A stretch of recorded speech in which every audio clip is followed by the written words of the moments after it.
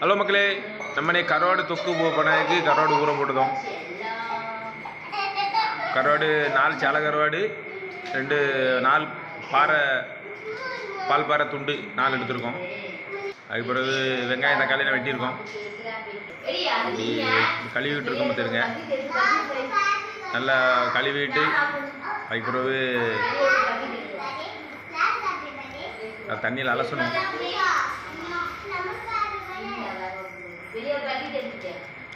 தண்ணி 2-3 அலசி அலசணும். நல்லா இந்த கரோடு நம்ம உப்பு போடாமல் பண்ண போகிறோம்.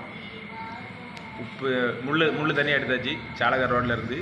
அது தேங்காய் எண்ணெய் தக்காளி கடுவெல்லாம் போட்டு வெங்காயம் தக்காளிலாம் போட்டாச்சு. நல்லா கிண்டியாச்சு. இப்போ அந்த பிச்சை மீன் உள்ள போட்டாச்சு. நல்லா கிண்டியாச்சு. கொஞ்சம் மஞ்சள் பொடி கொஞ்சம் பேருக்காண்டி வத்தப்பொடி போட்டேன், மல்லி இலை, அவ்வளோதான். அப்படி சூப்பராக இருக்குது. ட்ரை பண்ணி பாருங்கள், பிடிக்கும். கமெண்ட் பண்ணுங்கள்.